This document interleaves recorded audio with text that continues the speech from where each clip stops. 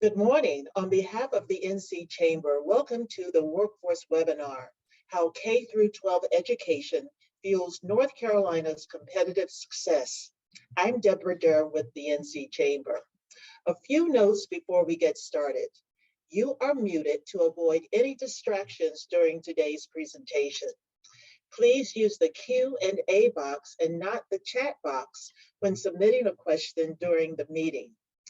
If time permits, we will answer as many questions as possible during today's discussion. Our moderator is the CEO and Editor-in-Chief of Education NC, Mebane Rash. Mebane is a native of the state, a product of our public school system, and lives in Deep Gap. Her travels to all 100 counties, 46 states, and 30 countries informs everything she does.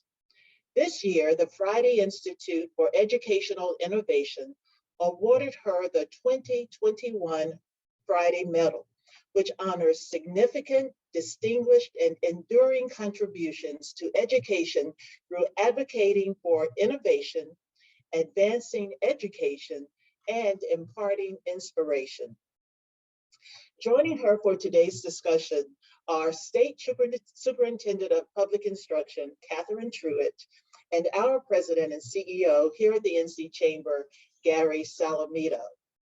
Superintendent Truitt is focusing on improving the state's public schools, expanding innovation, and creating new opportunities for students to learn, grow, and successfully transition into the post-secondary plans of their choice. It is through her experience as a former high school English teacher and a turnaround coach that she draws from when considering how best to equip students, engage parents, and invest in teachers.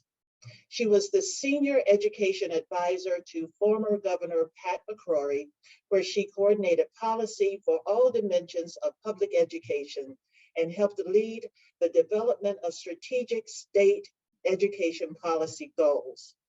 She is the former chancellor of Western Governors University, North Carolina, where she focused on increasing access to higher education for the 1.5 million North Carolinians with some college degree, with some college but no degree. Prior to joining WGUNC, she served as Associate Vice President of University and P-12 Partnerships at UNC General Administration.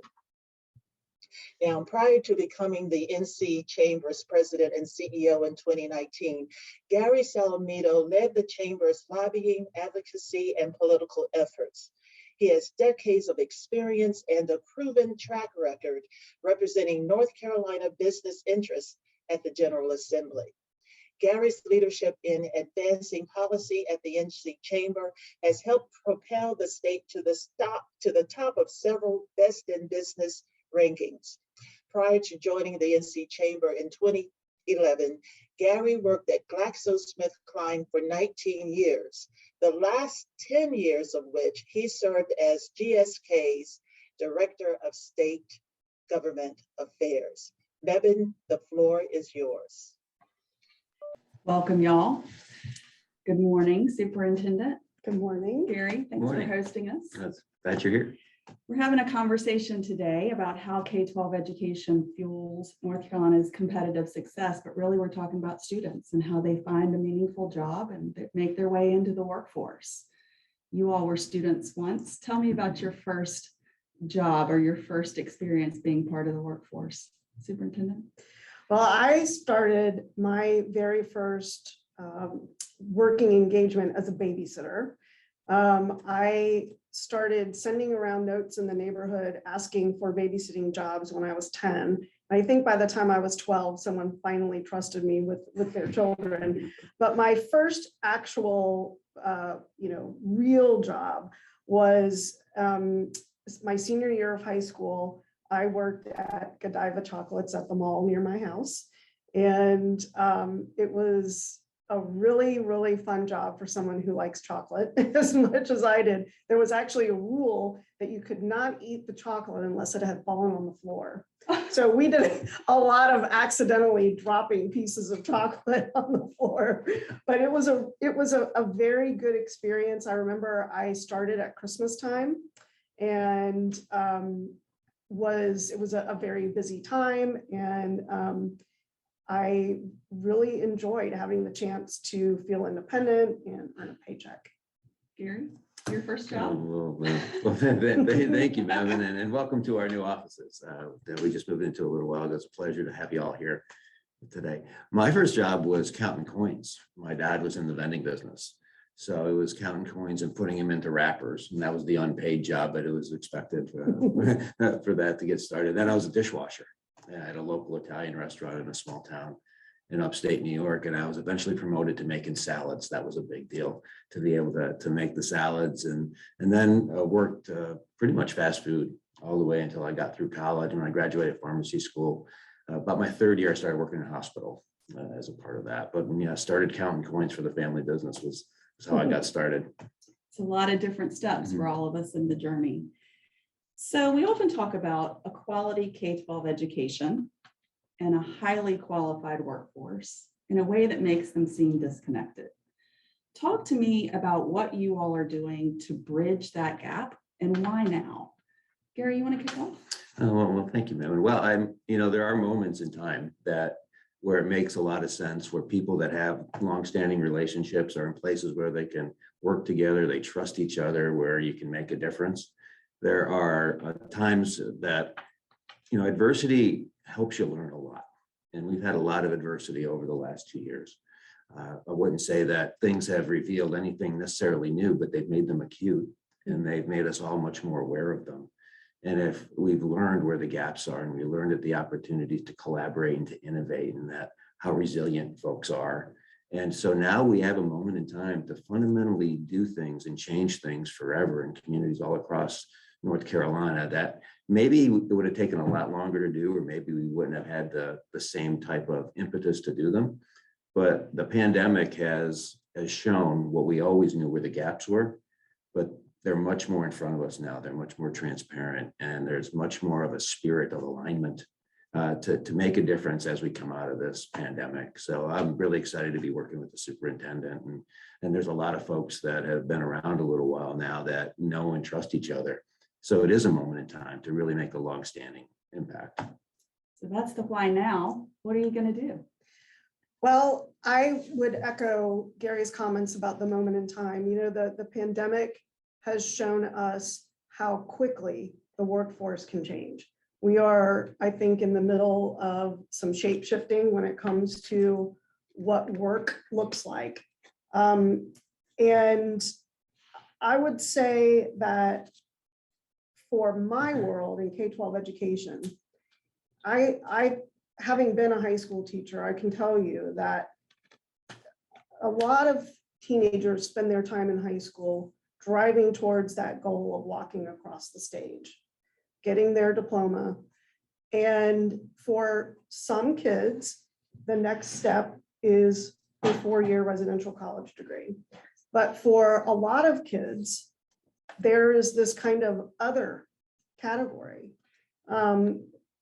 For a few, it means a community college, but we have so many students now graduating from high school who are have not been encouraged to find a path that suits their passions, their interests, their needs. And I think all students deserve to know what opportunities await for them after high school.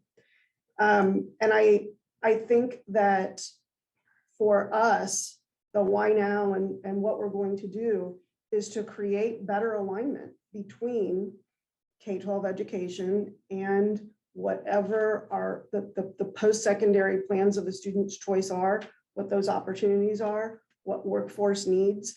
I mean, the jobs report continually tells us that half of employers report not being able to find the workforce that they need. And at the same time, we have I think we know that fewer students are going to college, fewer students are going to community college, and we need to ensure that our public K-12 education system is an engine of economic mobility for all students. Gary, give me 2 to 3 examples of companies who you think are doing a really good job bridging that gap. Oh, well, thank you, Mebane. Yeah, there's so many. And, you know, we talk about looking for the opportunities and looking for the good and adapting them from tech companies to manufacturing companies to utility companies, all doing innovative stuff. You have a Google and a Fidelity in that space that before they even expanded, we're working with the local community colleges to make sure that the skills were there and going into the high schools, not only the skills they need for today, but do we have the pipeline right? So you have a Google and you have a Fidelity, you have Haynes Brands, who is a $2 million grant now to align better with the HBCUs and to make that pipeline more transparent, more relevant, and all kinds of different opportunities at Haynes Brands. People that are just coming out of the military, young people coming out of the military and their spouses. They're big time supporters of Apprenticeship North Carolina for the work that they do there. And then we have Fifth Third Bank, who is doing incredible work with second chance hiring right now and advancing those goals and objectives. NAM, we're the affiliate of the National Association of Manufacturers, that started an initiative on second chance hiring in San Antonio. And actually one of our former staff persons is now with NAM leading that initiative. So we're hopeful that we'll see more there on the second chance hiring perspective. And it all kind of ties together, not only about how we're aligning K-12 education and how we're having collaborations, but people are at different stages of their life all the time. And so how do we make sure that wherever they are, there's opportunities for them, and our education and talent supply networks and our training meets them where they are. And that's the key part of it. And I really like how the superintendent has put things into perspective. We have to prepare our young people very early as 5th grade in some cases, if not earlier, for whatever their post-secondary life is going to be. And that's going to mean going in and out of the systems for the rest of their life. Because as the superintendent said, the rate and pace of innovation is not like anything we've ever seen. And that means we're all going to have to train and relearn all the time.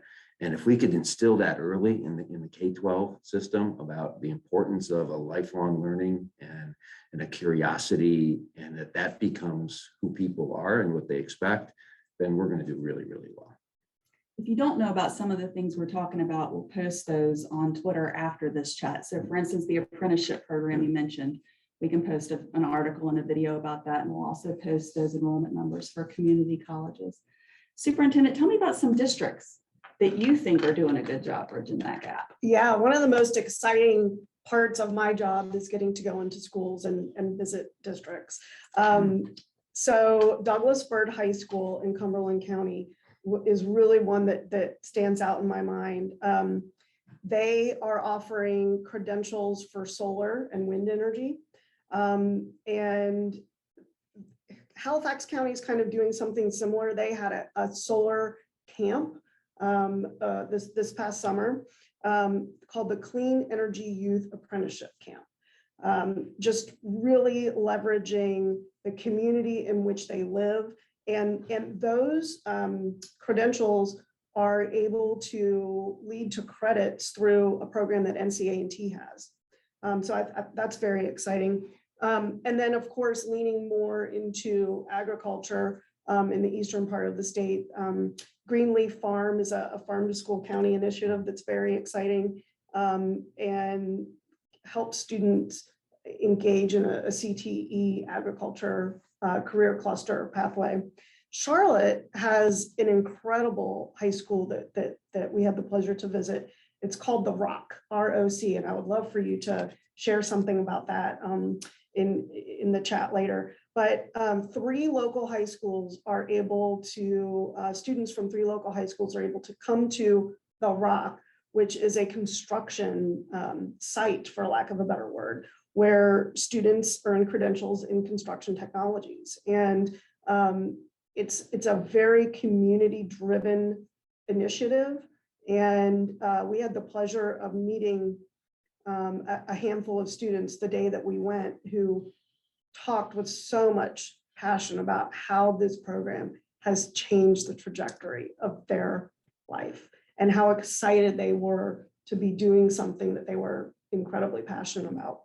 McDowell County, they have really doubled down on public safety credentials. They have incredible law enforcement and firefighter programs that have 100% community support in their county. And finally, I want to give a shout out to the department's own Office of Learning Recovery. We have gotten $23 million in federal monies from COVID relief that will be used to create what we're calling a career accelerator.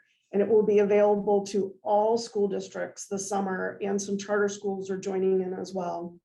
And it will be an opportunity to do exactly what we're talking about, which is introduce students to those kinds of career paths that are available to them and get them talking about other things besides doctor, lawyer, nurse. Giving students, again, an idea of what might await them after high school. We all started thinking about careers as early as elementary school. Gary, why is it important for teachers, even for those earliest learners, to know about the local and regional job opportunities? It's all about community at the end. So when you look at a community, the strength of the community relies in are there private sector jobs there, so that people and so that businesses can create the resources for the community that are necessary for the community to be healthy on every aspect.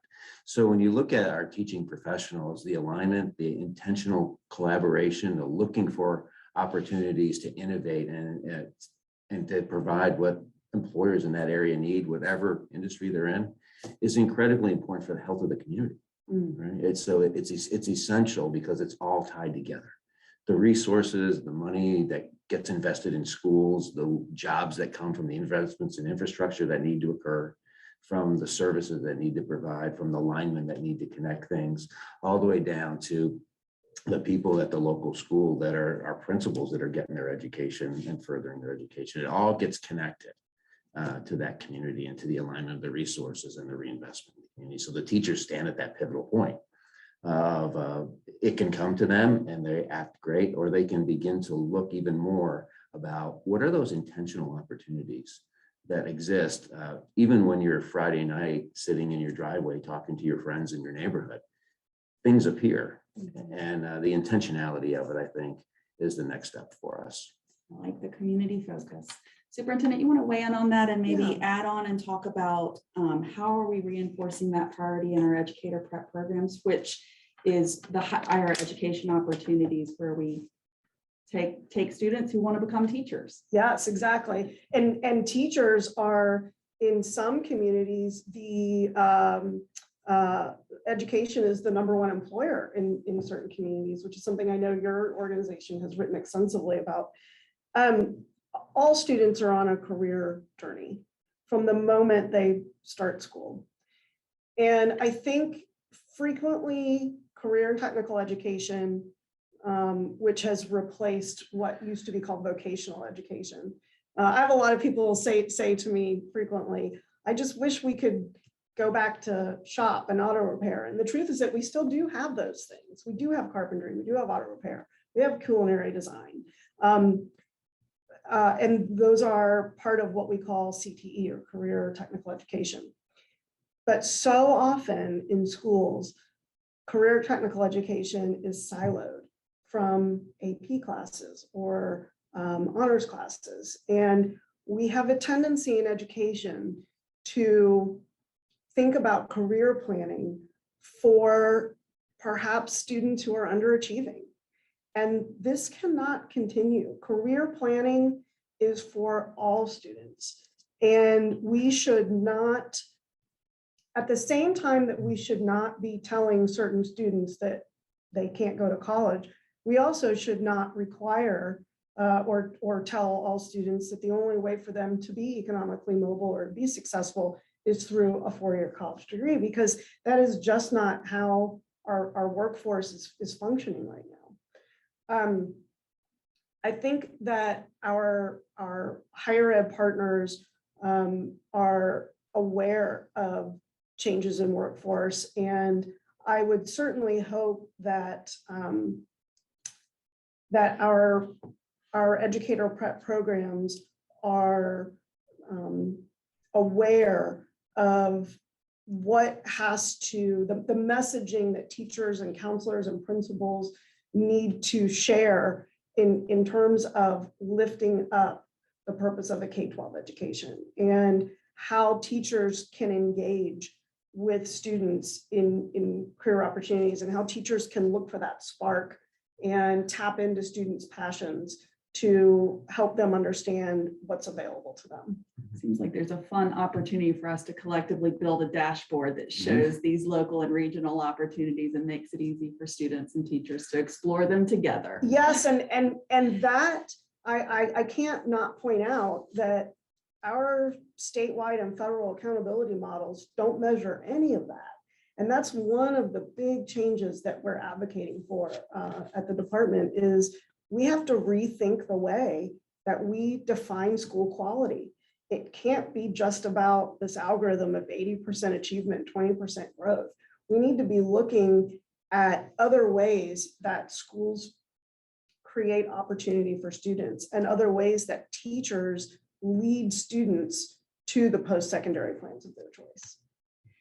Gary, tell me, what's the business case for companies to be involved in this work, to invest their time and their resources, to offer more internships and work-based learning opportunities to our students? What's the business case? It's a pretty straightforward one. You can get everything right, and in terms of a competitive business climate for private sector job growth, and we're doing really well here. At the end of the day, is the talent there for the jobs of today and tomorrow, and can businesses plan for their future investments, not only what they need today, but do they have confidence in the talent pipeline system? Do they have confidence in how aligned it is with the future? So the business case for it is really quite simple. If you're looking to invest in a community, in a state, and area, do they have what you need now, or can they get it really quickly? And through looking at training programs with community colleges, university systems, and high schools. But most importantly, if they're going to be successful, they're going to grow. And so the business case is this investment going to not only pay off for me in 1 year, but it's going to pay off for me in 10 years. So it's critically important. And now what we've seen, Mebane, it's really interesting. It's always been important, but over the last 2.5 years, probably even longer that, this discussion has moved from the HR department to the C-suite. And it is in the C-suite now as a critical function.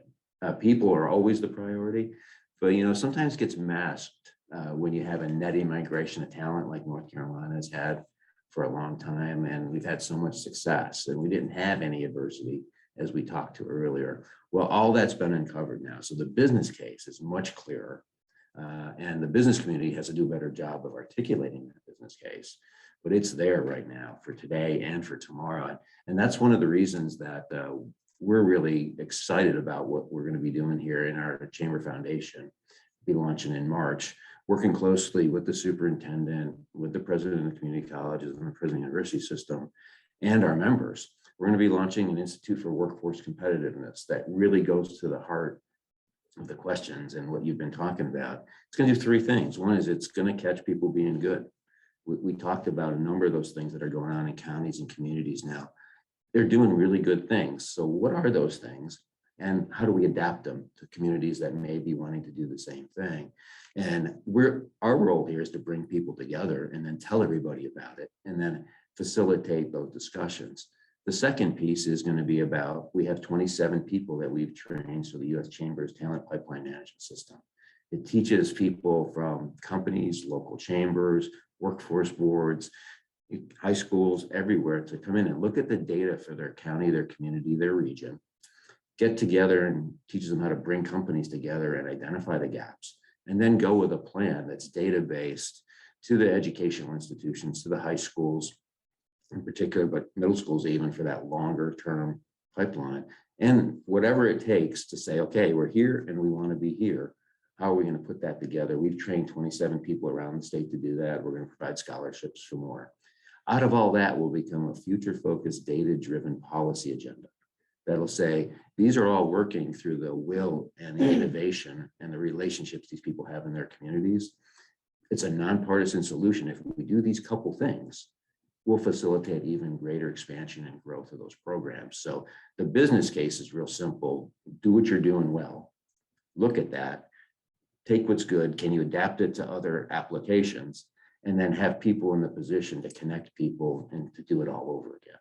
So we're very excited about our institute. That you'll hear a whole lot more in March at our board meetings, but that'll be launched very soon. And it's going to bring people together to make sure that we advance and make sure North Carolina is the best place to live, work, and raise your family. And having folks like the superintendent and President Stith and President Hans all in this place at this moment in time is going to create something that's going to be really special. Thank you for your leadership on that. We look forward to learning more. Superintendent, you've called this the year of the workforce. We've often talked about the bottom line when it comes to the business case, but you've heard Gary talk this morning about community. And we know culture is important in these businesses as well. How would you make the business case? So right now in North Carolina, we know that, and in our nation, the vast majority of jobs require some post-secondary education and credential of value. And that could mean a truck driving credential, a welding credential, IT certifications, a 2-year degree in finance, or a 4-year degree in education. Right now, we have about an 87% high school graduation rate across our state, but only 31% of our graduates go on to get some kind of credential of value before the age of 24. I've been reading a lot lately about the high numbers, especially of men after high school, who have just disengaged from the workforce and from education. We hear more and more about young people living in their parents' basement. And I think that this is part of that moment in time that Gary talked about at the beginning of our session, that we need to be intentional about the way we are preparing students for life after high school in a way that looks different than the way we're doing it now. I think we do a good job of preparing some kids for that post-secondary career, post-secondary college experience. But at the end of the day, only 23% of kids who graduate from high school every year go on to get a 4-year degree by the time they're 24. We need to serve all students. I think that when communities are strong, people thrive. People are healthy, they're happier, they are less depressed, they live longer, better lives. And I still believe that education is the surest pathway to economic success and mobility, and therefore to happiness. And when I hear statistics about employers not finding people with the right experience, with the right credentials, and then I hear our numbers of the number of people who are unable to engage in employment because they don't have the right training and education, for me, that's the business case. And I think that's what I think Gary and his members wholly understand. And that's why I'm excited about this partnership. We need all of these businesses and all of these students working towards our collective goal for the state 2030, 2 million credentials or degrees across the state for the My Future NC goal. We also need to have that goal be known and all the community working towards that goal in our rural communities. So Gary, why don't you start and tell me about how you see bridging this gap leading to greater economic opportunity for North Carolina school students in rural communities, particularly. Yeah, again, we've learned a lot. We we're actually going through a process now, and I've been with our board that looks at, okay, if what happened to us 2 years ago happens to us in the future, how does the business community be prepared and respond across a number of different dimensions? And the first one is in our education and talent supply, right? How are we educating our young people? And it directly applies to your question in that, the pandemic gave us a lot of money to put rural broadband in places that it wasn't there yet, right? And to connect things. And we That's already not have. where I am, by the No, way. no. We're going to get some satellites for where you are.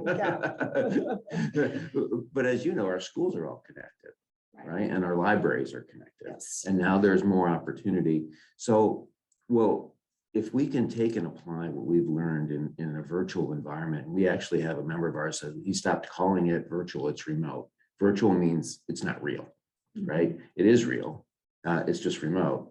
So if we can have all these kinds of conversations to keep our economy going and to keep people talking to each other, we can certainly find the best teachers in any high school and put that information into any rural area if we're thoughtful about where that's going to be delivered. It doesn't have to be delivered in their home.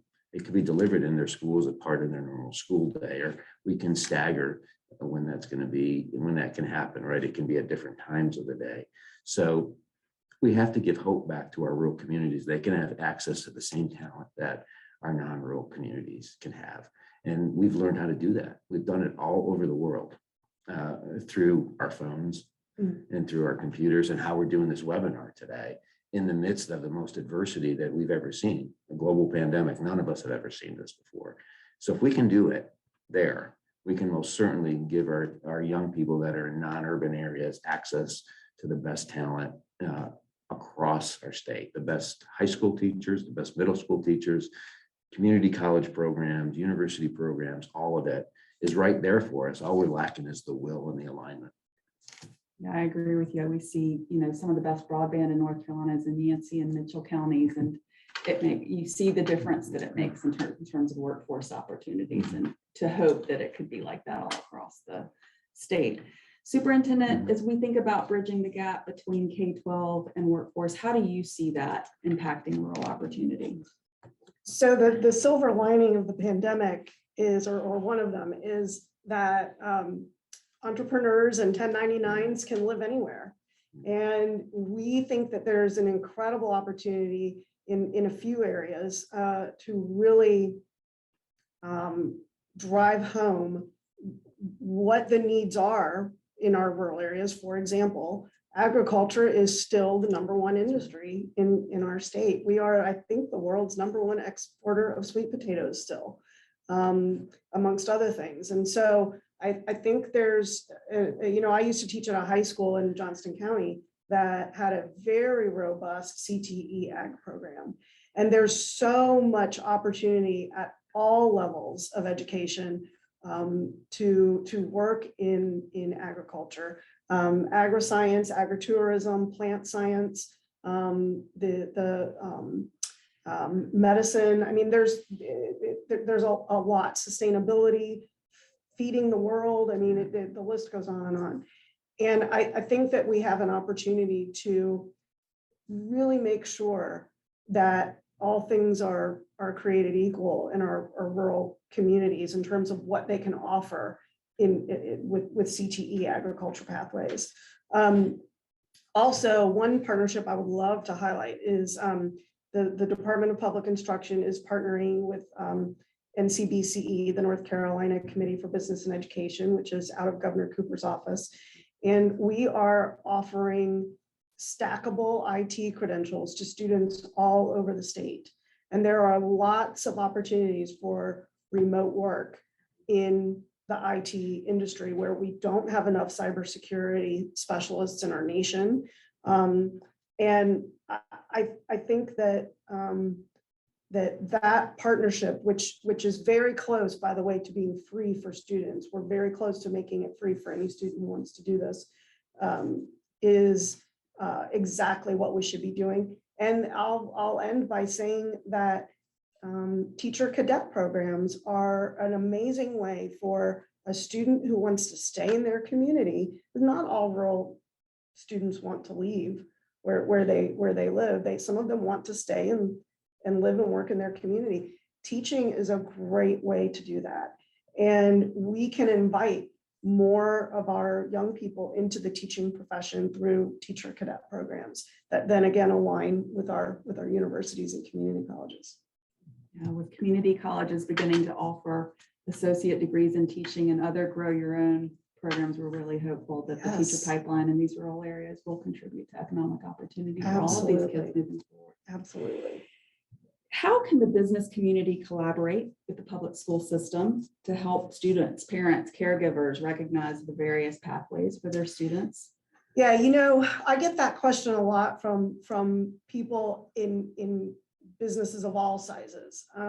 If I were a local business owner with a mid-sized company, I would definitely want to meet with my community college president and my local principals to find out in the high schools, what credentials are they offering? We have paid for by the state College and Career Promise, where students can take community college and other kinds of courses to earn post-secondary credentials while they're still in high school, again, at no cost. We have early college high schools that have specific themes like finance or healthcare that give students an opportunity to graduate from high school with a 2-year degree. And so if I were a business owner, I would want to be very cognizant of what is available in my community. Google's already pushing into high schools looking for talent, and there's no reason that our local businesses can't do the same. I'll add that pretty much every high school has a business advisory committee. And again, whether I'm Bank of America or a mid-sized construction firm, I would connect with high schools in my area to find out what's happening on that committee. Gary, what's the role of the chamber in helping the businesses to make those connections? Yeah, one of our roles, Mebane, is to help establish a common language, right? To be a translator. So we're very fortunate that, we're in it, engaging and talking with the education community, and we're listening to our members. And sometimes we understand each other and sometimes we don't, but we're saying the same thing. At the end of the day, we want opportunities for our young people to have a meaningful work and a meaningful life. But we talk past each other and then get frustrated. So the chamber sits here, and will be through our Workforce Institute when it's fully launched, a place to bring people together and first of all, be a translator, right? And encourage people to ask questions and to push for clarity with each other as we get on this journey together, because the goal is exactly the same at the end. So for us, and it's to identify opportunities where that can do, and to find success stories and build on them. So the superintendent was talking about all the opportunities in the rural areas. Well, food manufacturing processing, for example, is a manufacturing opportunity, and a lot of manufacturing opportunities exist in the collar counties around our non-rural areas or farther out for a whole variety of reasons, and they need to be connected to the logistics supplies, to the logistics network. Mm-hmm. So when you look at all that together, our role here is to take that in, connect people, and to be a translator, and to be that person that entity that pushes for clarity and touts victories. Because even if people don't understand, if they see something that's worked and it's a victory, they want to know, how do I get that? And then it's our job to facilitate that connection. There's a question here that's related to translating. It asks, if people in the classroom, if teachers in the classroom are trying to figure out how to translate what the companies need and what's happening in their classrooms for their students, how should they think about translating that into skills that their students need to have? So what would you say are the skills teachers should be emphasizing most in K-12 classrooms? And then we'll hear from the superintendent. Yeah, the skills. Yeah, the fundamentals are the fundamentals, right? It all starts with reading. If you can't read, literacy matters. Yes, it's at the fore. It's at and it starts early, and that's a lot of folks working hard on that. And that the fundamentals of math, things are tied to math. No matter what you end up doing, personally or professionally, you need to know how that works. And then what our folks are saying more and more is, okay, now how do you problem solve? How do you collaborate? How do you have open and transparent communications within a team? How do you have that with your supervisor? It's okay. And how do you not take things personal? That whole interaction, that human interaction piece is becoming even more important. And that doesn't matter whether you're virtual. It's really different. We're all learning how to do that virtually. I mean, you can't read body language virtually necessarily, or if you're in the same room, or if you're on a manufacturing site, or if you're in a hazmat place where you're doing a crisis, or you're an emergency responder.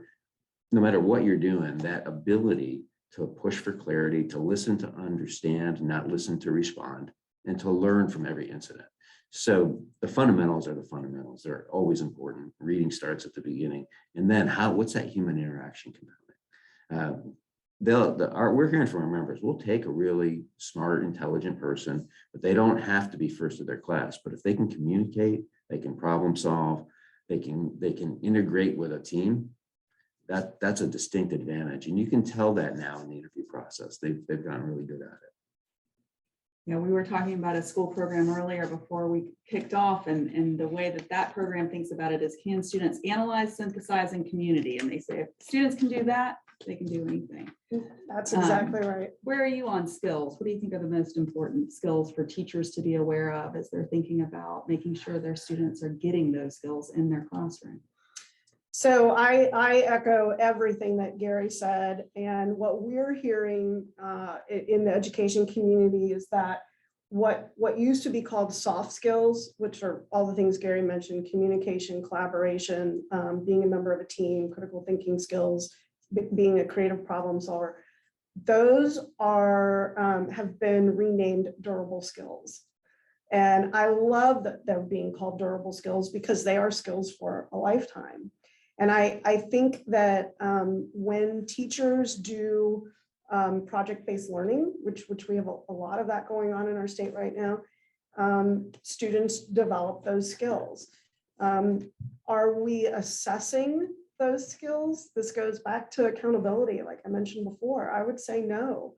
I think teachers get nervous when they have to stray from what they know they're going to be evaluated on and that of their students, in order to do things that maybe are not part of teaching to a test. And again, that goes back to accountability. One of the things that the department is doing, the State Board of Education has approved some funding for us that will allow us to partner with a nonprofit that will help us develop a statewide portrait of a graduate. That statewide portrait of a graduate will have been informed by each of our different regions, by educators in those regions, and by employers. And that portrait of a graduate, of what our students need to, the durable skills that they need to graduate with, should be a part of our accountability model. And it goes back to what I said earlier about looking at school quality, and not just measuring school quality based on achievement and growth, but looking at how are schools partnering with their community college? How are they offering opportunities to upskill and engage students in the community? I think that's very exciting, and we look forward to unveiling the portrait of a graduate later this year. Someone in the audience was wondering about that new name for soft skills, and you said it again, but I'll repeat it. It's durable skills. Correct. Another question from the audience: how does CTE classes offered in school help align K-12 to the workforce needs? Well, CTE in our schools is organized into 16 career clusters, things like finance, marketing, healthcare, agriculture, and there are 16 of them. And if you are taking a cluster of those courses, you are considered a CTE concentrator, and that will allow you to earn post-secondary credentials that could possibly lead to a job right after high school. Now, the issue that we need to solve for is, do all of our school districts offer CTE credentials that are aligned to workforce needs? So for example, you might have, you know, a wealthier school district that's located closer to a city that has the workforce they need to offer IT credentials. But perhaps one of our more rural, economically disadvantaged communities, school districts is offering first aid. We need to make sure that we have equity when it comes to providing what is relevant for our students. And Gary, a follow-up from the audience about that. For students not in CTE classes, how can they explore career options and gain those hands-on skills? Yeah, I think, well, one is I know that there between NCBCE has some great programs that not only the teachers can access, but others can access to through their teachers. So there are some ways to ferret that out. You have to work with your teacher, work with the school systems to find those out. Companies have to, and are learning to, have to be a little bit more open and a little bit more willing to bring people in. You know, it's historically, and for a lot of good reasons, they were always very cautious about opening up their businesses to the opportunities, to actually seeing what a day in the life looks like. And so they're doing more of that. They're getting more comfortable with those types of things. We would offer more apprenticeships if some of the rules were a little bit looser or a little bit more defined. I think companies would do more of that. And those apprenticeships wouldn't be necessarily just in traditional types of they would be in HR, they would be in accounting. There's apprenticeships could be in a lot of different things. Like in our health systems now, we could be doing more there for a lot of those folks. So businesses have to open up a little bit. And again, I think they are and they will. And we need some success stories to show it's okay, it works, here's how you do it. And I could adapt that. And they say, okay, that takes a little bit of my concern and risk away. And so the ones that are doing it and have figured that out, we need to avail that to other people. I'd be curious to hear what rules and regulations you need to have opened up. So let's circle back to that at some point. Tell me a little bit about public-private partnerships and the potential you see for those to help bridge this gap. This is one. Yeah, yes, exactly. Absolutely. I mean, having conversations like this one to jumpstart this conversation, I think is crucial. And we have more than one group who is really vested in its members delving into these issues to make our workforce stronger, make our K-12 system stronger, align K-12 with community colleges, with our four-year partners. I think that I certainly am grateful for the level of philanthropic partners that we have in our state. The Belk Foundation, the Belk Endowment, and the Golden Leaf Foundation, the Goodnight certainly have really, I think, stepped up and are very intentional about their partnerships and the kinds of time and attention they're giving to solving the challenges that we have. But I think the more we all row in the same direction, the more success we're going to have. Want to weigh in on public-private partnerships, and if not, there is a question about local chambers and the role they play. Yeah, and I could hit both of those. The public-private partnerships at the end of the day, and it's all about relationships. Right? It's all about, are we going to invest in the relationship so that the superintendent and I know what we can rely on each other on, right? And that happens at every level. So the public-private partnerships are there, they can grow.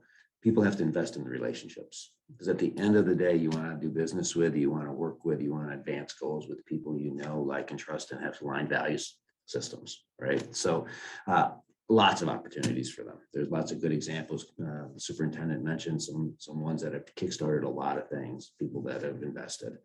The other part of that public-private partnership are individual relationships and neighbors, just getting it done at the end of the day. Local chambers, we have a local chamber federation, a number of local chambers that we talk to regularly, and they're invaluable. They're right there in the community on the ground. Some of the TPM trained people, the talent pipeline management folks that are trained to work in local chambers. There's a connectivity there. We hope more of those folks will consider getting trained in that regard. Local chambers give us information about what exactly the trends are.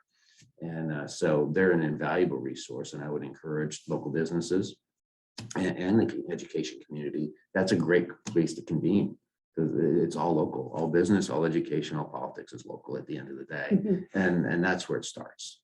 And they could share information. They could probably do things they don't even realize they can do. Our time together is getting close to coming to an end, but I want to talk to the folks who joined us today and invite them to stay involved in this conversation. How would you, Superintendent, like them to stay involved in this conversation about bridging the gap between K-12 and workforce opportunities for our students? I think that there is a lot of reporting going on nationally about this issue. Like I mentioned earlier, I get something in my news feed every day about workforce and education. And so I think, the way that I stay engaged, certainly one of the ways is by reading a lot.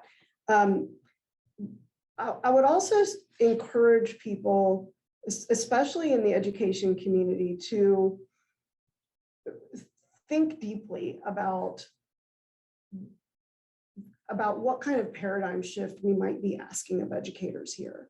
I think that, again, a lot of educators will tell you, I would love to do more of this, of real world learning, of hands-on projects, of bringing in guest speakers, et cetera. But they feel pressed for time. They have so many other things that they need to do.